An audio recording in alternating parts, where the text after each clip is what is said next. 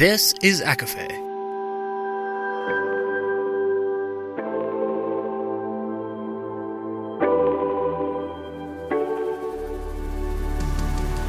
Laura Marie and Jessica Marie proudly present A Court of Fandoms and Exploration, a podcast. Fair warning, everything the hosts say is explicit, full of spoilers and adult content and shall not be used against them. They have opinions. Let's try not to drag anyone for expressing themselves and just have fun for an hour. We all deserve it. This episode contains spoilers from HOSAB with mentions of Skin of the Sea and The Cruel Prince. There are also conversations surrounding suicide and sexual assault.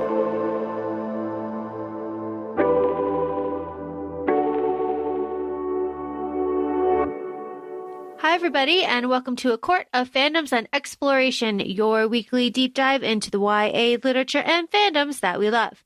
I'm Laura Marie. And I'm Jessica Marie. And today we are discussing Shadows and Lies, Book 2 in the Cursed Kingdom series by our friend Diana Ortega and Jessica Marie. Yes. I know that I was surprised, and I want to know if you were surprised. The twist of the century, in my opinion, Jet/Sloane just blew me out of the water. My mouth was open the entire time. Didn't expect it. Out of all the things, that was honestly the last thing I was expecting. But now I want to hold Deanna to her promise that she would never kill off like Jet or, so let's make sure that stays that way. Yeah. Now that we know what Jet truly is. That was shocking. I also, like Jane, was like, who the fuck is this lady? Who the fuck are you? And then we had another chapter before we found out. And then the reveal. And I was just like, oh my God. It was great. And I know you are not a fan of horses, but as somebody who rode horses competitively, I never thought anything of it. I was like, okay, a lot of times they're very attuned. They get spooked really easily. So you understand why she was acting the way she was at the stables. Then we got this whole reveal. She was a complete literal person. What? Judging. Hard. Judging. And then she's like, prove it. Shift to me now. And she goes, or I could just tell everybody what y'all been doing. And she's like, oh, it's fine. It's fine. And then you have Liam when we're in his POVs. He's like, I can't believe she saw everything. Well, yeah, it's not even because Jane is sitting there and she's like, we did a lot in front of the horse. Not just like, ooh. It was so good. I will never look at a one horse trope again the same way. Changed Thank you, forever. Deanna. Mm-hmm. Now I'm always going to be thinking. I was like, oh, they sure want to be doing that. It's incredible. Absolutely incredible. Such a great twist. It happens pretty early in the book, but just take me through some of these characters because there's a few. There's a few. I'll list off a lot of the key players that we work with, but we'll probably go in and out of the conversation like we typically do. But we have it's really just a lot of returning characters. You have Jane, Blair, Driada, Liam, Caleb, Lou, Baltazar, Jet/Sloane in her shifter fate name, Lux, Coda, and Orella, who's the queen. Little further breakdown, Coda is a healer. He's also Blair's brother. Lou is also a healer. Caleb, we know from the first book, who Jane helps have him escape. Liam, we know, love of Jane's life.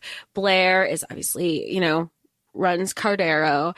And Driada is Jane's sister, who's also Lou's girlfriend. Yes. Oh, excellent. This book is very much a book 2. There's a lot of traveling in this book. I want to preface by saying when we say a book is a book 2, that doesn't mean it's bad. That is just an observation. It's a travel book usually, and this falls into that category. I just want to throw that out there just in case people were saying anything. No, it's That's a good disclaimer. You never know if you're like, oh, this is such a book too. No, it's in that regard, it's a strong book too. I mean, everything. And we said the same thing about Bloodmarked. You know, it's book 2. You're traveling, you're running, you're going to places, but everything is really necessary. And Deanna just does such a great job at portraying all the necessary travel and the behind the scenes and the why, and you feel completely immersed. And in this book, we're getting 3 POVs. So we're interchanging between Jane, Liam, and Driada. Which is really great. I loved getting all of these different perspectives because Jane has her own storyline and Dree has her own storyline and Liam intersects with both. So we get I guess all perspectives, if you kind of look at it that way, through Liam, because he's kind of dipping in and out and kind of being shady in both of these timelines that are going on. And I really appreciate that this book kind of cold opens with just like mad groping in the throne room. Almost immediately after, they're like mad flight from a murder. Like very great. Very like, boom, we're starting now. And I kind of like when books do that because it kind of forces you to like focus and pay attention. And especially like a scene like this, I was like all in right away. Even Jane, which I love her, she's questioning everything in this book, whether it's paranoia or she's like, what is even happening? You're trying to tell me, trying to make sense of things that don't make sense to her after her entire life. And even after all of the unaliving, they're celebrating. And she's like, it was very much like, what is it? You know, in Anchorman where they're like, we killed a guy. We might want to lay low for a while. And here you have Blair. She's like, why are we celebrating? He's like, we're celebrating life. Even though it was like this small little thing, people could have lost their lives and they didn't. So like, let's have at it. Yeah. And through this kind of open that we have the flashbacks to the escape and the killing. So it kind of does like jog your memory a little bit. So you're like, oh, okay, this is what's happening too. And we get just a lot of stuff and a lot of reveals and a lot of what I really love in this book is banter. The banter starts off immediately and it is fantastic. It's good between Jane and Blair, but it's just good between all of them. Yeah. Oh, that was like, it's so natural. It doesn't feel forced. You know, it's just, it's organic in how it happens and you want more of it. And Deanna gives it to us the entire book. She does. So tell me a little bit about all of this dumping that we have in this opening scene, because we have just the reveal of Sloane/Jet, which is just too good. It's too good. But then we also have the reveal of the blood oath. We have Jane, may or may not be, probably isn't human. Aren't we all Fae? Just all of this stuff. Well, you have Jane questioning, like we were saying, she's questioning everything, what she's known to what she's finding out. You have Sloane shifting into, Jet shifting into Sloane. And Jane's finding out, wait, how is this happening? You're supposed to be this other thing's supposed to be happening. And Sloane is being the surreal. She's spilling all the tea. She's saying, well, this is happening over here. And what about Dree? You don't want to talk about Dree and her lover? She's over here with Lou. You don't want to talk about that? How about we talk about the blood oath that your boyfriend took to your, gatekeeping awful person. I don't even know what to call him anymore. Like Balthazar, his brother, but this person that she was groomed by for so long. And her world is kind of imploding because it's at the same time she had already kind of accepted the fact that she was going to unalive herself before she killed this guy that she was supposed to marry. And she didn't actually kill him, but she had felt helpless and defeated, but she wasn't going to fight. She had already made amends with the decisions that she was going to make. So now here we are, on the run. Her sister is back, stayed in Lunasa while they're all like off to Cardero. And she's like, what do we do? She's back there. She could have come with us. Like, am I a terrible person? And it's one of those situations like you kind of also have to save yourself so you can help others in the long run either. And Dree already had this like responsibility. She's like, well, who else was going to do it? Not Dad, because we already see where his loyalty lies. And like, we really see a lot of insight through Dree's point of views in this book of she's been bigger picture this whole time, whether she was being, trigger warning, sexual assault, like essentially raped by Balthazar. And she's just like, I'm just going to pretend and think it's Lou. I just have to like get through this. She's thinking long game and how she's going to get out of it. Very much like, and again, Hostab spoiler, how Lydia was with Pollux. And Dree, so the split that we have is Jane is with Liam and Lou and Blair in Caldaro. They have escaped after the massacre, and Dree stayed in Lunasa with Balthazar to kind of pick up the pieces because Oliver and Olivia are dead, and Dree is the next in line for the throne. Okay. Yeah. So those are like the two storylines, and then Liam is in between all of them. I need, and Deanna is doing this, but I need more information on this curse. I need more information on the mortal realm, how to get there, and what happens, because in this kind of scene where this opening where all of this information is getting thrown at us, we're getting all these reveals.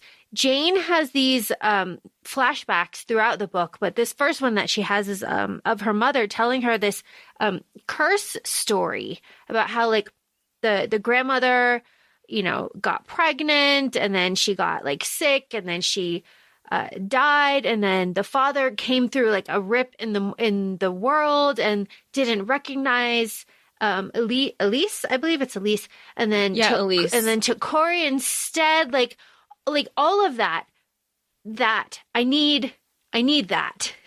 I'm so interested in that. Well, we're gonna get. Are we getting it? And like she has a third book coming out, but the third book is set up as a prequel, but it's not confirmed what we're finding out in that prequel. Yeah. This is such a good, interesting part of the story. I'm very excited to see like how it fleshes out, because it has to, like, one way or the other. But it's just so interesting, because you don't see a lot of like, I'm going to pop into the mortal realm and like do something and then pop back into my realm situations. Well, especially because this whole time Jane she thought she was a mortal realm. Like she didn't think it was the other way around. She knew about magic, but that was kind of the extent of it. And of course, witches, I feel like that usually goes hand in hand. But this whole fae, she even said like, wait, this is, at one point she realized, and I think it was with the puppeteers, the puppets telling that story. She's like, oh my God, this isn't a story. This is the story of my father and these cursing the land and being the land being stripped of like being barren. And it was just, she was piecing everything together, and which is why she has these moments throughout the book. Why should I trust anybody? Because everything's been a lie. Even to get her to eat something, Blair put a glamour on her to convince her to eat. Yeah, that was super annoying.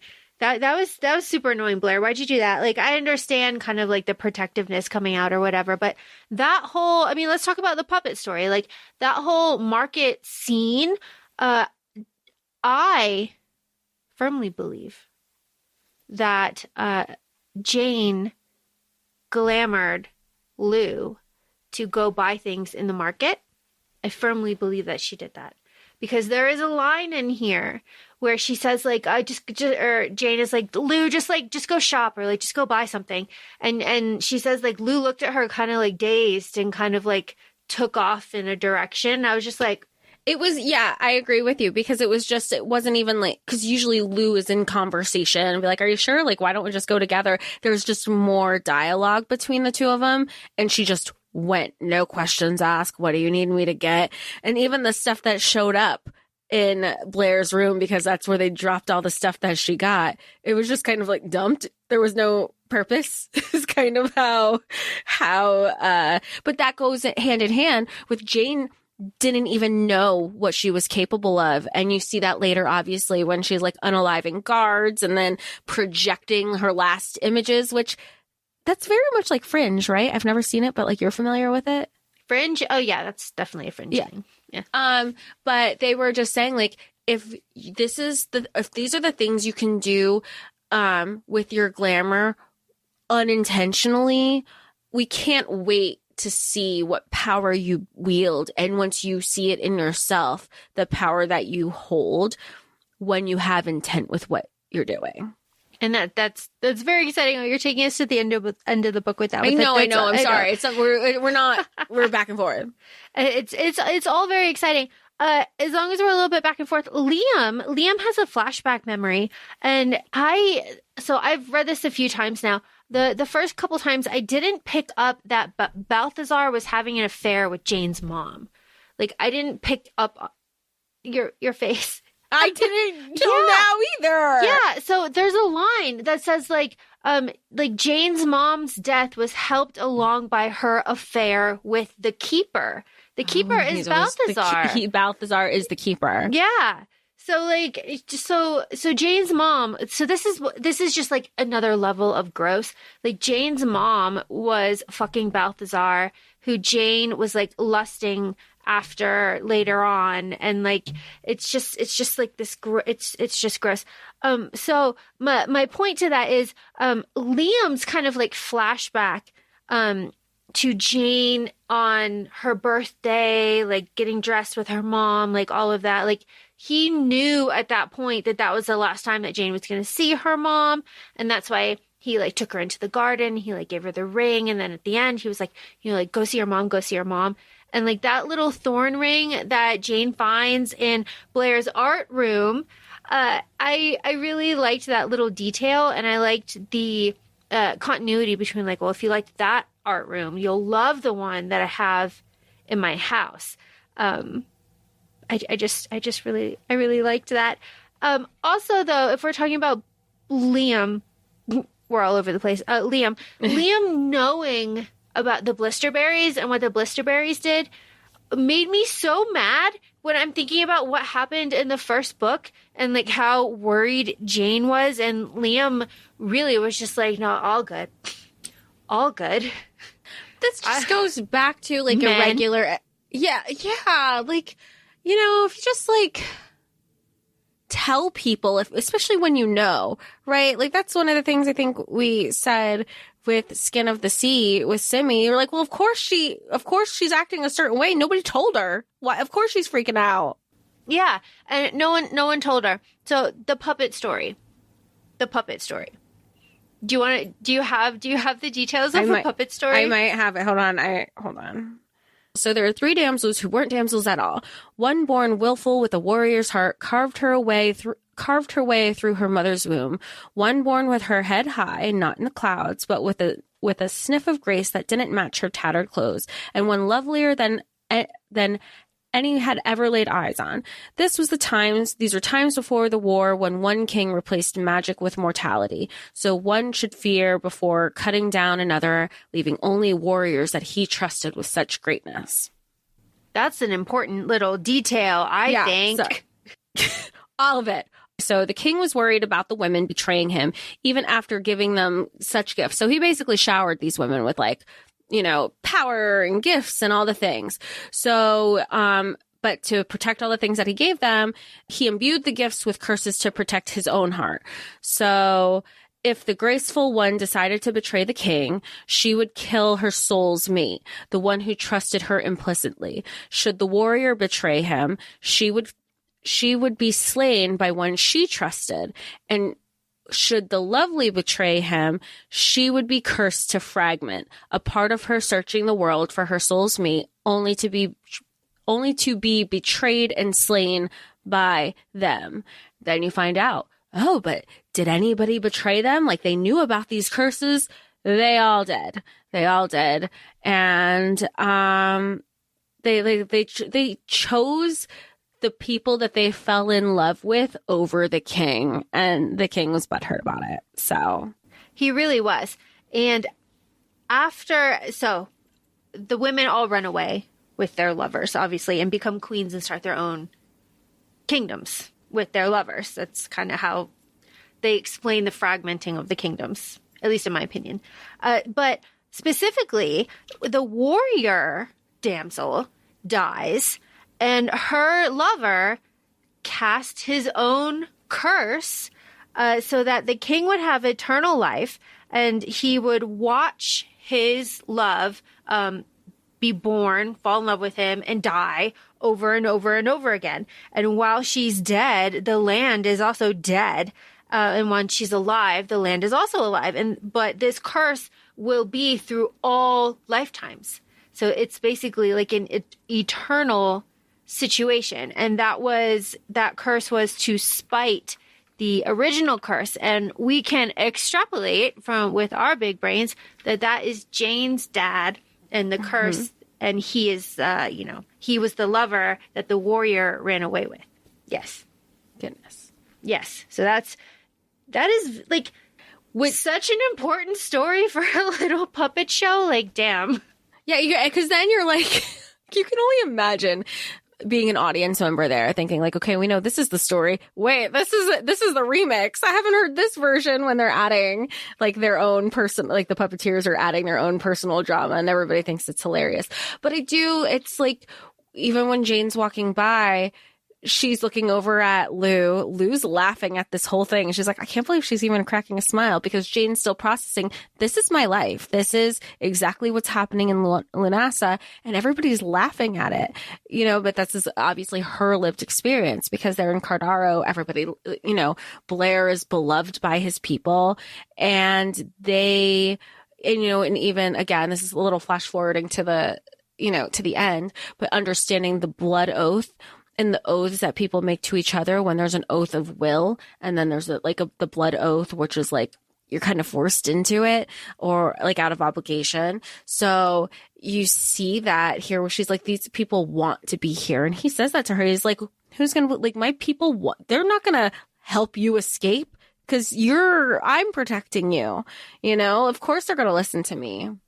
But she's seeing everybody, what they like, Lunas is kind of a joke to everybody. It is. It's dying. And I think the line that they throw around a lot is like, why would we want your dying land? Like, there's literally nothing there that we would fight over. Like, what? Well, and then you have it in Dree's flashbacks too, of she's like, we were just like cash prize, for our dads to marry off, because we were kind of all he had left, but it's not like we had a dowry to come with us. So what used to be like, oh, everybody's going to vie for the kids, like the serpent kids, that's not the case anymore. Like, you're lucky if somebody wanted you. Yeah. Oh, Dree. We'll get to Dree. But we are up to Blair glamoring Jane and the pastry shop and throwing of the pastries, and Callista taking Jane to the old man to hear the like riddle prophecy kind of situation. I hate riddles. I know. I mean, I get it. It's totally it goes with the genre. I'm just terrible at them. Okay, so after all the glamoring, which, Blair, but that's not okay, Blair. Please don't glamour. But it does teach us, the reader, a lesson about like what goes on, and like about the devil's nettle, and about kind of the politics. And the walk through the market also tells us, the reader, that like everybody's fae, Callista they've almost been like glamored this whole time, like, and I think the easiest way to equate it was like in the first book of ACOTAR, when Feyre's just kind of walking around, And she's not realizing anything because everything's been glamored for so long. Because you also see it when she's approaching Waylon later in the book. She was like, what is this? I've been here before. And it did not look like this. And they were like, welcome to glamour. It did not look like this. Okay. So I have found the curse or the kind of riddle situation that we've got going for Callista taking to the old man to see Jane. That's on page 144. I will read it for you. It is in 3 parts. It is a curse, a breath, a kiss of death. True power is within, but look no further from the chest, a keeper sure to win. Let's see. The stream wades low, and you shall row the darkness inside. The alleys near, for a dear will surely turn your tide. Broken hearts and love's lost part for the one half whole to mend. When you fold and grab a hold, you learned how best to bend. Did you get them? No, I don't try. I just read words. Okay. Yeah. I have given up. I am a silly little teenage girl, and I have given up using my brain when I see a riddle, and I just go, ooh, riddle. Moving on. Yeah, like sometimes it's like, oh, that has a nice rhythm or whatever. Okay, moving on. It'll tell me the answer later on. And no. So no, I didn't even think about it for the rest of the book. So yeah, I have it highlighted. I was like, oh, that's important. Yeah, it's important. I'm sure it'll be like really relevant. But I don't give any fucking time to riddles. They'll solve themselves. They'll solve themselves. But it is not that they're not good, Deanna. Thank you if you're listening. But I just don't have the brain power for them. But that's just me. We are up now to the very gross meeting that you have alluded to between Balthazar and Dree. That situation that Liam has to hear. We don't really have to go back over that. It's gross. There's more, I'll say this. There's more anal in this book than I anticipated. Because I anticipated none and I got 2. Wait, one is with Balthazar and is the other with Blair and yes, the 3 of them? Yep. Okay. Yeah. So it was just a little bit more anal than I was used to, but thinking back on courtly politics and stuff, this anal situation does make sense. It is before their wedding, so oh, okay. I mean, for propriety, I get it. Just not expected, unexpected, really took me by surprise, but it does go to show the level that Dree is willing to go to carve out a place for herself here, to pick up the pieces, to make sure that what she's doing, because she is at this point, she's doing the subterfuge. She has the rebels through the door. She's already doing that. Oh, it's very femme fatale of her. I love it. I love it. And as much as I don't like the scene, I appreciate her flashbacks. I love that we get to have a little bit more insight of her and Lou's relationship, knowing that she was under a completely different guise and under a different name, that their relationship had been established for some time before we have even known when they were we knew they were feeling on each other in the first book. So to see the history there and those flashbacks were really nice. I also, and we talked about this earlier, before we started recording, the miscommunication trope that happens in here. Usually that's a trope that I know Laura and I aren't huge fans of, especially in a romantic situation. But this was the first time I've seen the miscommunication trope in regards to it had nothing to do with romance. You have Dree walking in on one situation with Balthazar and Liam having this conversation, and she's like, I can't believe this guy who keeps breaking my sister's heart is out here doing this thing. Obviously, she doesn't know about the blood oath because she wasn't there when Sloane did everything. And then, of course, Liam leaves and he's being a voyeur listening in on Dree and his brother go at it. And he's thinking this other thing of Dree, all miscommunication. We're all on the same team, people. We just gotta talk. And same thing with the there's a miscommunication with Dree and Jane, with some flashbacks of Jane just saying like, oh, I just lost my mom. It would have been really nice to have somebody there for me. Like, I know I didn't ask for it, but just somebody showing up would have been really good.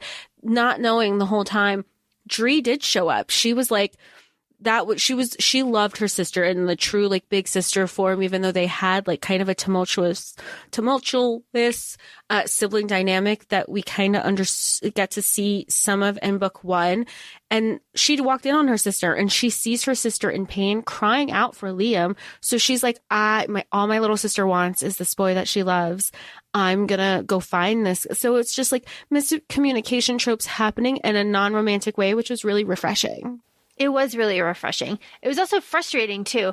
But as is the trope. As is the trope. But something that I really did appreciate that we did get to see is that there is like a mind bond between Blair and Liam. So like he has that, Liam has Blair's voice in his head and vice versa.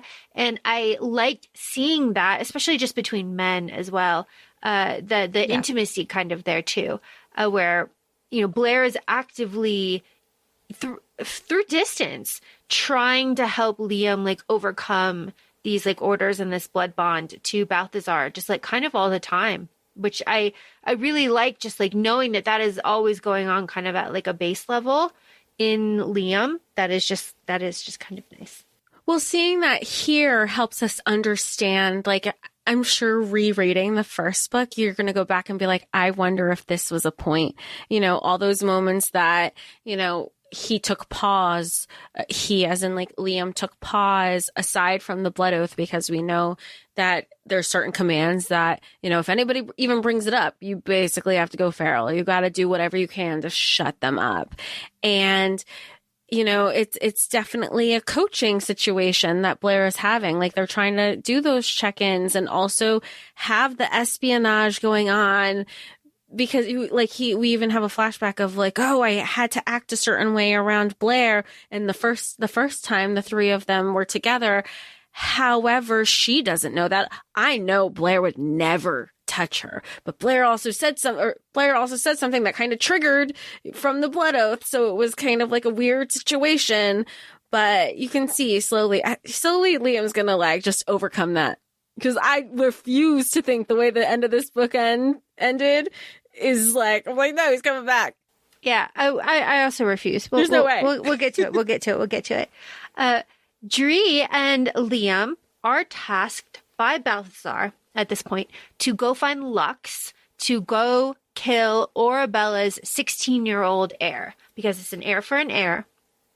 And Arabella was in on the plot to kill Eris with Blair.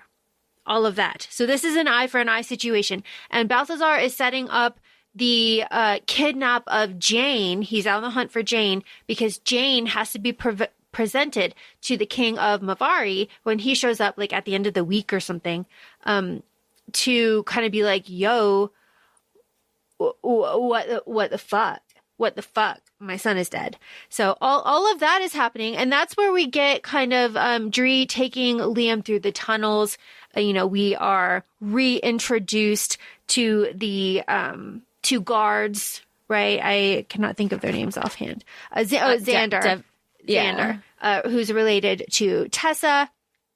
And Dree takes Liam through the tunnels. The tunnels end up in Tessa's like living room, like kitchen kind of area. Very fun.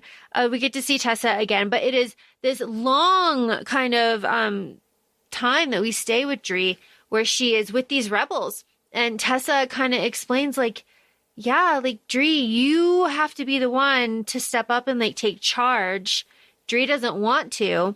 And they're getting rejection letters from people because they've stuck Dree's name on it. But nobody's going to rally around Dree because her family sucks. And that is like Dree's whole storyline for a little bit, just trying to sort out the rebels and get comfortable in a leadership role. And while she's doing that, Jane is trying to get comfortable with her glamour magic situation that she is keeps working fucking on. Blair, and it's great. Yeah, but she keeps they're very horny for each other, and it's very fun. I know, good for them. Good for them. We have glossed over their three-way scene. They did have a very sexy three-way scene before Liam leaves Jane to come back to Balthazar because his blood oath vows are too strong. Very early in the book, we have a three-way scene. We appreciate Deanna never waiting. She doesn't wait long. She did it the first time and this time too. And at one point, the threesome was a foursome before it went to the threesome. And then it went twosome, foursome, threesome. That's how it was. Because Blair was hooking up with some chick, and then Liam and Jane were hooking up. And this is all at like the celebration orgy party in the afternoon. Because there was one when they first came back, and then she had to get ready in the palace, and then she went again to the ball, I guess like part 2, I don't know. And then they're like both with their respective partners, but they're watching each other from across the room. And then all of a sudden he like vampire whooshed right next to them against the wall. So then there was like a lot of touching, a lot of spiciness. All 4 were involved with each other at some point. Then they were really like deuces with the girl that Blair was with. So it wound up being just Blair, Liam, and Jane. And it was all very great, very spicy. You fanned yourself. You're like, okay. And you know what I appreciated that Deanna did? She wrote it in a way, and I don't know, I've never been in one. So I appreciated that I wasn't so caught up. You know, when we read another book where there was a joining and we were like, what the hell is going on? I didn't mind not knowing who was what, because Jane was very much like, I have no idea. It is dark. I am on some hallucinogenics. I'm feeling good. This whole situation is feeling good. And even at one point, Jane was asking Liam, oh my gosh, are you jealous? And he's like, please, that is I would love to share you with him and vice versa. Like, this would be glorious. And it's just the confidence, too, that he's like, I am not threatened. We are both all into this. Yeah. All 3, not even both, but like. Yeah, all 3. Go team. Yeah.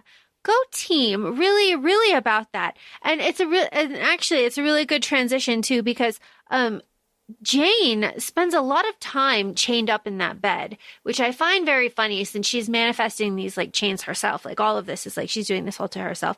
But she does end up chained to that bed. And Blair's trying to help her work through this like fear of being helpless and fear of like being unable to move and kind of work through her trauma a little bit, because he knows that we're going into something like more and we're not going to be able to have time to like deal with this. You have to handle this now. Like, we have this little bit of reprieve.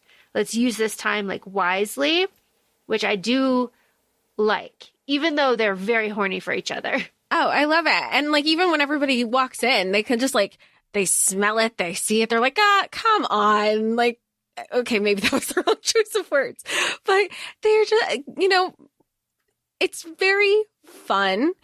And you always have to appreciate Blair. He's like, I have nothing. I want you to help. I want to help you help yourself. We are like you said, we are in a controlled environment.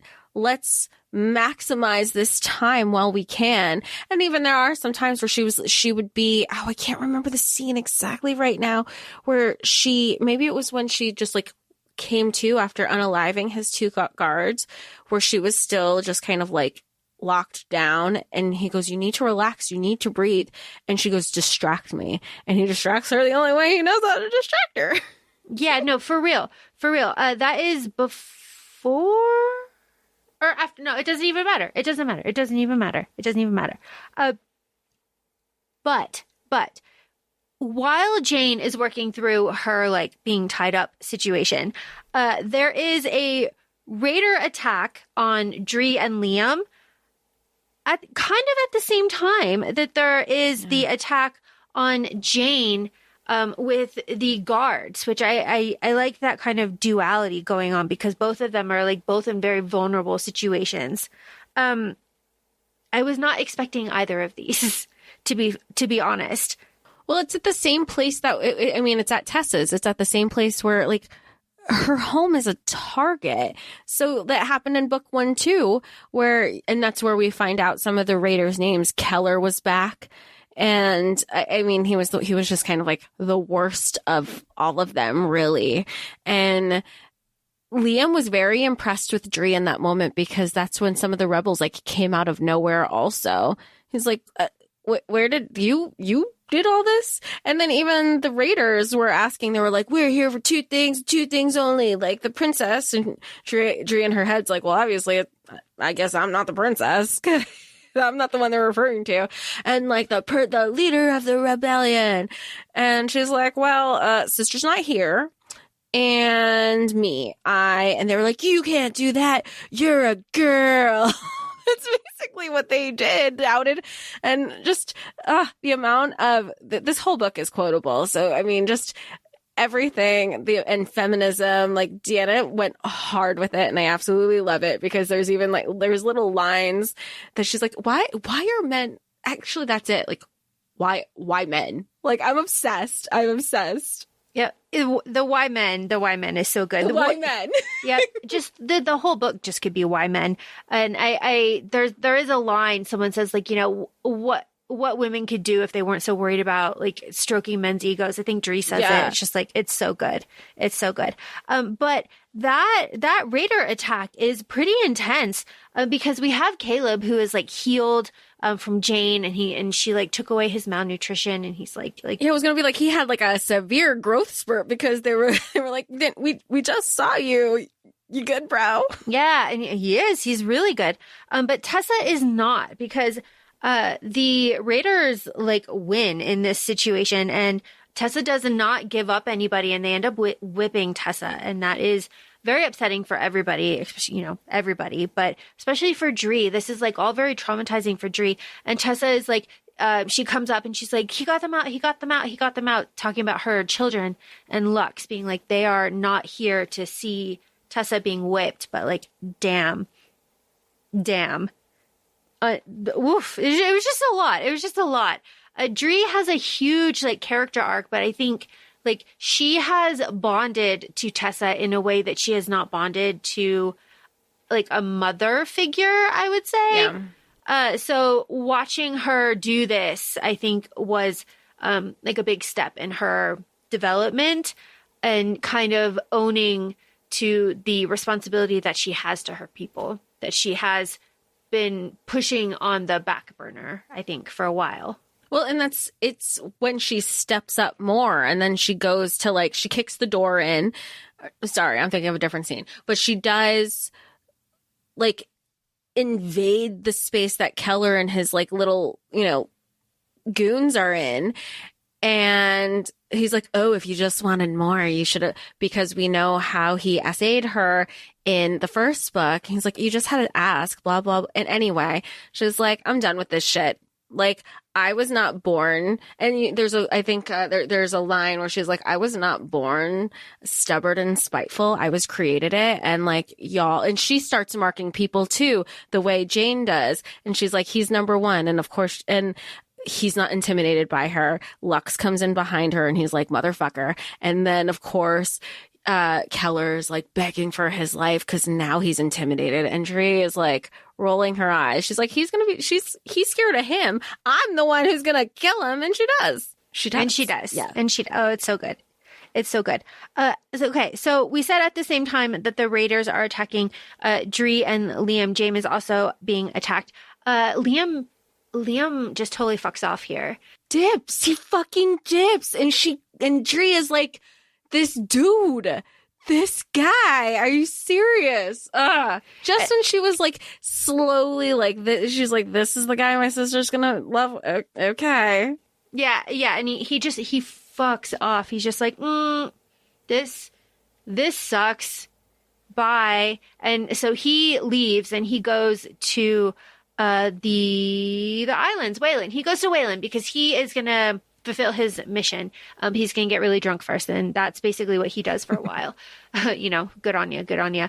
But he does leave Dree, and I do love that Dree's like, fucking hell, this guy. But the attack, Jane's attack, I liked Jane's attack because it is now the second time where Lou, us the reader, realizes that Lou has been acting weird, right? When Jane is tied up and Lou's like, all right, we gotta go. And she's like, way uncool about stuff. And she's just like, no, do this. How many guards are outside? There's 16 guards. There are 16 guards outside. And Jane is like, feels like you've been waiting your whole life to say that. What the fuck is going on? What is this? And then she starts being like, everything is hazy. I need to like, why? Why is this? I really appreciated that. And I too would like to feel that if my friends were acting fucky, I would think, this is not right. This is not right. Why are you acting like this? But I don't know if I have that ability. No, I think you're good. You would probably internalize it a little bit. You'd be like, Jessica's really quiet today. Like, what the fuck? I haven't heard from so-and-so about, like, this isn't the stuff she usually spams me about. Like, I know when she wants to, like, be on her own, but I don't know. I think you would.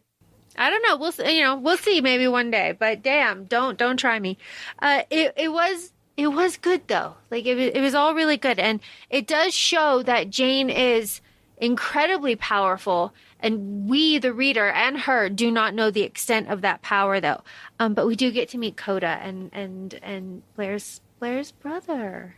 I know. Well, and to what you said, like, it's nice as a reader. Sometimes you just want to like know all the information so you don't feel lost. But Jane is just as lost. So you're like, it really is nice. You're kind of learning it with her. You know, she passes out, and then it's just like, wait. She wakes up. Where am I? And we're all like, I don't know. Where are you? We want to know too. And those are, you're never as lost as you think you are sometimes. Yeah. Especially with reading, because sometimes especially with fantasy, you could think, wait, did I miss something? I feel like I missed something. Yeah. And the things that I do feel like I have missed are the things that I have missed that are like not there to keep us reading. Yeah. So to keep us. Well, and you've read this like 4 times at this point. I did. I have read this. I have read this a lot. I've read this a lot. Moving on with the plot though a little bit here. Jane is very adamant about wanting to go home. She wants to go back to Lunasa, and Blair is like, why? Tell me why. Why do you want to go back there? Everybody hates you. The land is dying. You've been like fucking disowned, and like people are out to kill you. Like, why do you want to go back? She doesn't even realize that her father wrote her off at this point. She like, when she's like trying to make plans to go back, she's like, please just let me. Like, why do you want to go back to a place that you're not welcomed? Yeah. And we understand why Lou wants to go back. Of course, she wants to go back to Dree. And so like, she's very insistent on it. So when the agreement to go back finally does happen, and Jane is like, all right, Blair, you want to come with me? Fine. You want guards to come with me? Fine. Like, we're going to get on a boat and we're going to go. So this is like, again, we're traveling here. I like these conditions that happen when we're on the boat, but I do also like that Lou just gets fucking smashed. It makes me very happy. And I also like that the guards so the brother guard, right? What is his name? Emmett. And Aiden and Twill were the 2 guards that Jane unalived because they were trying to unalive her. I do like that Emmett is just like pissed off at Jane the whole time. He's like, you killed my brother. Like, you killed my fucking brother. And Blair stands for it until he doesn't. And then he's just like, yo, he was a traitor, first of all. Secondly, you just keep everything inside. I don't need to hear any of your bullshit. Your loyalty to me cannot be in question, so prove it to me right now. And also, Emmett, stands up for Jane later at the end of the book when he's trying to, I don't know, kind of sell her like glamour ability. And he harkens back to the sex glamour that we kind of saw earlier. But it is nice to see a character have like, what is it? Begrudging respect built over time. And this is a little detail moment character situation, little thread that stuck out to me this last time. I was just like, huh, I bet that was nice. The little begrudging respect. Fuck you. So we are up to one of my favorite quotes. My favorite quotes in the book. The whole book is very quotable. But it's a passing kind of quote that is given to Jane, and it is, how often do you have to be told that you have unbearable power before you get curious enough to use it? This is in regard to Jane not like being aware of her magic and her abilities, or being able to use it or tap it or to control it. I love me an overpowered female MC. Always, always, always. So I am so ready for her just to like explode and to have just like unlimited power. Well, and everybody knows it too. I mean, we've talked about it earlier in this episode, and they're like, you're going to be a terror. And I'm like, in the best fucking way possible. I'm so excited. I think everybody's excited. And I think, and Jane's going to learn to grow into it because she's always been kind of uncertain of herself for so long. Absolutely. So while Jane, so who do we have on the boat? We have Jane and Lou and Sloane and Sage, a couple Blair. Blair, a couple other characters, Alina. Yeah, Alina, a few other people. They are all on the boat, and the boat is taking them to Waylon. Eventually to Lanessa, but to Waylon, because there is business in Waylon. And we know the business in Waylon is that Liam is tasked to kill the heir, and Blair is like on an intercept. That is what is happening there. But while that is happening, the Raiders and Dree and Lux they've all had enough of each other, and this is the scene, Jess, that you were like alluding to earlier, with all of the Raiders and Tessa's house burning down, and Dree, like when that whole situation, she falls on her knife. This poor woman, she always has some shit going on with her house. I feel so bad for her. I know, it's really just the worst. But through all of this Raider situation and through the rebels like rising up, all of this happening, the Raiders do say that they know how to break the curse. You have to kill the king with his own sword, and that is how the curse will be broken. And they just kind of like yell that out there, and everyone's kind of just like, fuck you, heard enough, die. And they kind of end it there. But obviously it's very important because it happens. Spoiler, happens later on. But after the Raiders are taken care of, after poor Tessa's house burns down, after Dree has that whole situation with Keller, and after the like burning, right, and everyone's kind of like trying to come back together and to be a community again, and everyone's kind of like celebrating and having like a meal and like sitting down together, a community, that fucking door materializes, and Balthazar comes out. And just is like, see, I told you they have the princess. They kidnapped the other princess, the other one. And Balthazar just basically drags Dree back to the castle and subdues all of the Raiders, or all of the rebels. Rebels, yeah. The other rebels. Rebels. I was going to say rebellion. Rebels at this point. So it is just like this whole thing. But so that is what's happening over there. So in Waylon, though, I'm going to make a comparison, and I know it's okay. This whole getting to the capital of Waylon and the islands and the boat going down, very Cruel Prince, very undersea, very lovely, very fun, unexpected, not what I was expecting at all. When Emmett was like, what are you doing looking over the boat? Are you trying to get killed? I was like, whoa, no one explained what was going on here. No one said we were going to be going down. A little bit of communication would have been nice, though. But Jane, was busy perfecting her glamour. Yeah, with a very original name. She was creating this whole persona. Very original. Jane would be, in this, she needs a disguise. She needs a glamour, and completely consensual, because Blair's even like, look, it would really be helpful. Like, she goes, you just glamour me. And he goes, you need to practice. It'll be great. And like, do something with your hair. And then he's like, but definitely change your eyes, because I would know your eyes anywhere. I'd be jealous of, I was like, he could smooth talker, that man. He could say whatever he wants in my ear. And he, and she's like, okay. And he's like, what's your name? And she's like, it's going to be Janelle. He's like, not at all close to your actual name. That's actually really original. And she's like, sarcasm.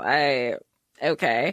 I love it. I think it's great. I also think it's a nice little throwback to book one. I don't know if that was the intention, but it was very much like when they were introducing Jane in book one, and they tried to give her a fanciful, royal name. And she goes, no, it's just Jane. And here she is. She was like Jane to Janelle. And I thought it was so good. But I mean, like, that you can feel the personality in a lot of these characters, and it's more defined in this book too. A character with a more defined personality that I really loved was Queen Orabella. I was all about this. I was all about Orabella. I really liked this, and I liked Blair's immediate defense of her too, when Jane is like, oh yeah, like I heard some shit, like they like kill people, they kill men and like eat them and like all of this stuff. And Blair's like, look, I know that you don't know any better, but let me educate you on some stuff. And he does. He says, like, that is a cultivated reputation, because men are afraid of strong women, and they will demonize like strong women, right? Men be menin. So Orabella takes in survivors, and she helps them escape. And they have like this whole situation. And it is through this meeting here that we learn a lot of stuff. We learn that Liam and Orabella killed Oliver for a very "who did that to you" revenge moment. Yeah. So fun. And Jane finds out it was a "who did that to you" moment, and she's like, ooh. Well, and then she starts questioning things too, because she's like, he's always like made different promises. She's like, this is the promise he kept. Yeah, it's like, interesting.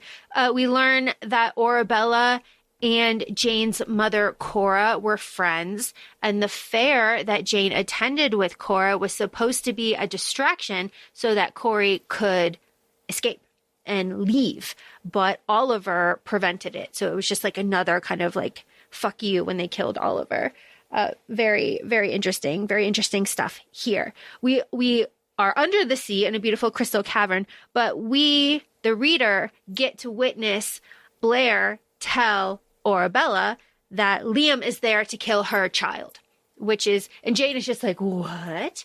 Yeah, well, Jane is clueless, but we know this because of the blood oath and what was required. Balthazar told Liam to do, and then that's when Queen Orabella just says, "What do we do? All right, now I'm listening. Now you have my attention." Because to the wider country's lands, more or less, they don't know that she has a daughter. We know this because they're like, oh, but she doesn't have any heirs. And Liam's like, haha, I have been, doing some espionage, and I did find out. And so here we are. And that's, essentially why he's on this mission, because we know the whole eye for an eye. But they're the select few that know of her daughter because she's kept it under wraps for so long. And, you're talking about Liam. There's a flashback here that I thought was very interesting. And it was of, I think, correct me if I'm wrong, the first application of the blood oath. And it's Liam killing Balthazar's mother. And it is, the way that it's worded is that she was very kind to Liam when they took him in. So the brothers thing, I'm not sure. I am not sure. I am confused if Liam is a bastard of Vellum. Or like a half brothers Yeah, situation. Or if he is a rando that they took in. I'm unclear on that. Because they are together, but Vellum doesn't treat Liam like a son. And it's like the my brother thing they hate. And the way that they kind of describe this killing of the mother is kind of strange. So I'm just curious. I'm interested to see how that is fleshed out a little bit more. Like how the dynamic, like Yeah. what exactly, like, or is it brother in the sense of, you know, other characters that we know? It's like a brotherhood more or less. Exactly. Because they're both Fae. Because the line is Balthazar Fae because he did the blood oath. And it's like, well, if Balthazar is Fae, they're brothers. So Liam has to be Fae. But like Liam doesn't say anything when Jane says that. Like he doesn't confirm or deny. But there's certain things that he can't say where Exactly. because of the blood oath. So we find that out and we know that in the beginning of the book where she goes, I need to know more. Can I just ask you yes or no questions? And he's either completely evading them or not answering them at all. Yeah, so I'm just, there's one of those things where I'm confused, I'm intrigued, I'm interested, you've got my attention, all of these things. Were you expecting Tessa to be executed publicly? That poor woman. I wasn't expecting it, but I wasn't surprised, if that makes sense. She is clearly a very selfless woman that we've known since book one, opening her doors to people who need it. Very, you know, like it almost, like even when she was like that he got him out, she was just like, that was her mantra as she was being whipped, that her kids were safe. And there's something about those moments that I won't ever know. But I feel like a lot of like good, healthy parents would be like, you know what, everything is fine as long as my kids are okay. Yeah. It was hard. It was a hard scene. It was a hard scene to read, especially since, you know, Dree's just like sitting there seething and she hates Balthazar just so much. And then, you know, I just hate, like, it's just a frustration because obviously it's not even like just Balthazar in general. It's just, we know how he got to his power, quote unquote, because their dad at the end of the day, he was a weak king. He was a shitty king. He was a shitty dad and a shitty king. And he essentially let Balthazar, like, he wouldn't do anything unless like Balthazar like okayed everything. So that's how he got to power and everything. And Dree even says it to Liam. She goes, life was great until you and your fucking brother showed up. And now my whole life mission is trying to fix what you all fucked up. Yeah, it's like you suck so bad. You were just like, it's like my dad is a really terrible person too, but like you just made everything so much worse. Like, asses, just asses, all of them. My God. So again, while Tessa is being executed, Liam is on his way to like working his way through the palace to execute Arabella and her daughter Tavia. So here we have Jane doing the glamour of her life. I swear to God, she really is good under pressure. She just pulled it out because Liam didn't question any of it. He was like totally like one track mind, and he did his job. And after Blair's like, give Jane some credit, Arabella, and Arabella's like, you did fine. Like, okay, but I did appreciate that. I also like it as an indicator of Jane's potential power because of the line that Arabella says. She's like, well, you were like Corey's daughter. I expect great things from you. I expect you to be like powerful and good. So, and we're seeing that as a reader because we don't know, it goes back to like, we don't know what we don't know, but we just keep seeing like, look how powerful you are with things that you can't control. So look how powerful she is when she is controlling the thing. Exactly. And that's just on such a small scale of what's to come, especially since we're not even like, we know war is imminent. this is a book too. This is a travel book. We're not even in the war yet. We've had a couple battles. We had a raid, but we're not even in the war yet. We are not in the war yet because some shit still has to go down. The shit that has to go down. Liam is sad and guilty, and he's on the beach, and he's trying to go home, and he's just like, da da da da da da da. And Jane goes after him. She's like, he can't be by himself. Like, he just can't be by himself. And Jane has such a relatable inner monologue here. So Jane ends up going through the portal with Liam. She just can't let it go. She just can't let it go. You know, they have this like banter, you know, it's very like, you know, sexy kind of situation with them. And but he does shut it down.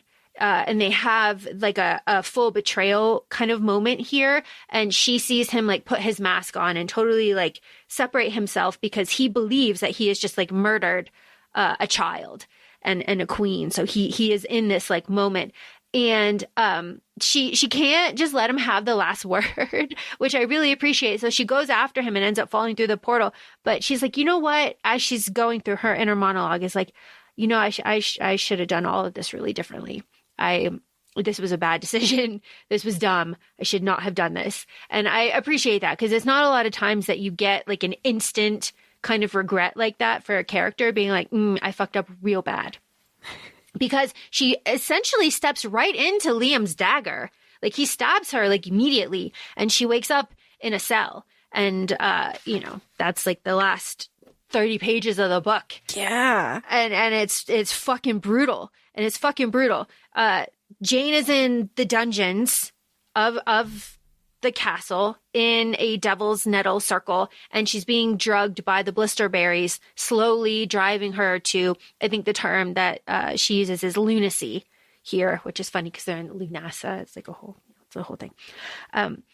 But while that is happening, Liam says the line of a lifetime. Once upon a time, I began, and an adamant fist clenched over my heart. There was a boy with a thief's charm and a girl with emerald eyes.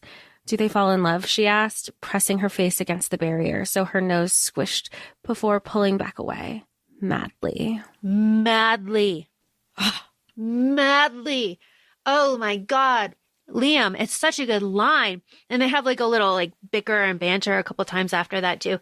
It's like, are you lying? Are you lying? Yeah, there's no one I'd rather be miserable with. Like, they're still just the fucking cutest. But that line, because she is in and out of lunacy. He's sitting there just like telling her these stories. You know, it's like dark and dank, and he's like sitting against the wall, and like so vulnerable, like they're yes. and they're like talking about like what would happen, like whose name they would take, and he's like, I hate my name. My name sucks. The only like my favorite name is my name on your lips. So he was like, I take your last name, like. You know what that does to me overall. So, like, this is why I'm like, I totally do Blair. Like, I pick Blair. And then you have Liam right here, too. And I'm like, I want Liam. And then, like, why choose? Why choose? Team why choose? Team why choose? Team why choose? Okay. We are up to Dree and her power move of fucking murdering her father, the king, after he cracked her in the face with his sword. And it is alluded that he has done that for a long time because Dree is old. They're witches. They age differently. But it is alluded that he has abused her a lot throughout her lifetime. And that she was like braced for it. She knew when he said her name a certain way that he wanted her to turn so that he could look at her when he hit her. It was just this whole really bad situation that she just takes control of and stabs the fuck out of him. And that was very satisfying. I just love Dree. I remember when we spoke to Deanna in our first episode in regards to the first book, the book Shadows and Lies was coming out soon, and she goes, I can't wait till everybody sees the character arc, because she admittedly said she hated Dree. She did not like Dree, and Dree has become her favorite character at the time that we had spoken with her. And I can see why. The character arc, the growth. Laura and I were talking before the episode. She's the sister, and you brought this up. What did you say? She's the sister that everybody wanted Taryn and the Cruel Prince to be. Yeah, if you're going to have a character arc where you start off as a shitty sister, you better end up as Dree, because if you end up as Taryn, you still suck. And that's just that. So it was very fun. It was really good. And of course, Dree stabs her father and he withers into dust, I believe it is. It's just like ash. Everybody goes to dust. Everybody goes to dust. Yeah. And then she also stabs the fuck out of Balthazar. Just like, but he's not dead. He's not dead. What's the whole thing? If there, like, I was just gonna say, if there's head, not dead.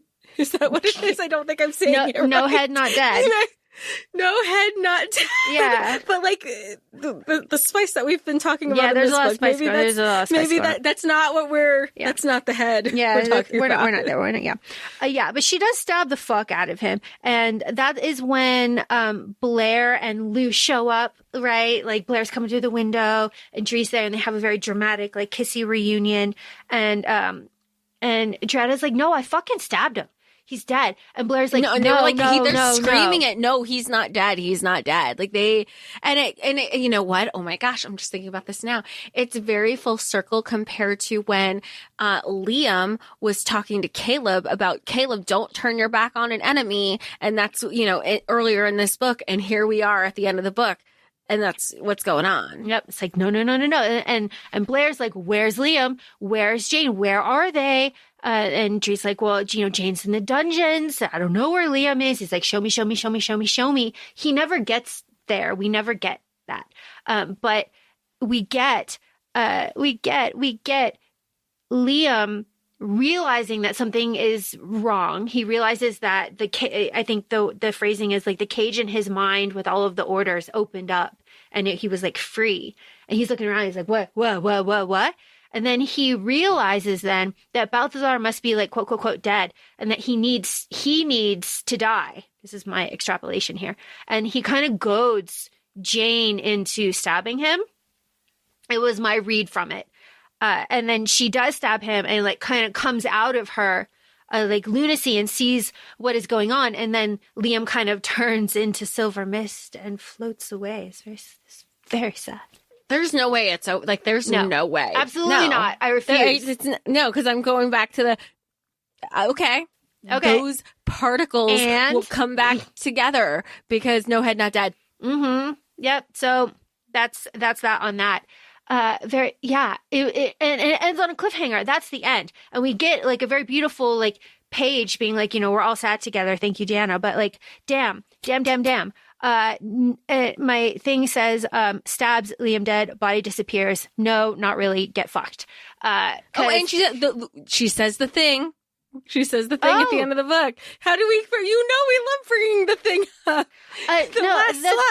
The thing has been said at least 3 times. Shadows and Lies is mentioned exactly like that, or like our life was shadow and lies, or everything was shadow and lies. Shadow and lies. At least 3 times that I noticed for sure. So we love when the title is in the thing. That's so fun. We love it. They did the thing. We just hadn't brought it up yet. Yeah, they did the thing. We love it when they do the thing. I do also kind of mostly like when books end on cliffhangers, because it gets me really stoked for the next one. And this book does end on a cliffhanger, but of course, as we have mentioned, the next book is a prequel to this story. So, damn, you got me twice, because I got to know what happens in that to get us here, and then I have to know what happens here to get us there in book 3 whenever that happens. Jess, did you like this book? I love this. I'm ready for a reread. Like, because once you're in it, especially like, because I started this book by rereading the end of her first book. So I was just like going right into it, and I would completely reread it. I'm actually kind of jealous that you've read it 4 times and I just haven't yet. Because you're just, you love the characters, you love the story. You even said it took you perfect example. You said you read it took you a couple reads till you were like, wait, her mom had an affair with Balthazar. Like, this whole thing. It's so exciting. Did you have it, like, what was your favorite part? Oh gosh, my favorite part. Did you have like a scene or just like general, like, I loved this over I liked you. I liked the intimacy, not necessarily the sex. Not to say I didn't like the sex, obviously. The spice is amazing. But I liked the intimacy between Blair and Jane when they had quiet moments where Jane was kind of like, ooh, why am I embarrassed here? Like, this is a little bit more intimate, even though like we have been fucking all over everything. I liked those quiet moments because it kind of reinforces, this is just, why choose? It reinforces that they are all like, they're a strong triangle, a triangle being the strongest shape, like they're all there for each other. They can work as a couple, they can work individually, but they're strongest together. And I liked that we had, like, the first book was very much Jane and Liam. The second book is very much Blair and Jane. And I hope the third one, so like 1, 2, 3 in this series might be like all of them, maybe, because he's not Vapor. No, he's not. No, he's not. That's just like, this is just a pause. Pre-K pause. Yeah. Just a pause. Did you have a favorite part? I think for me, it was really just seeing Dree's growth, her character arc so far, and like her coming into her own. I really, really loved it. I mean, and we've talked about it too.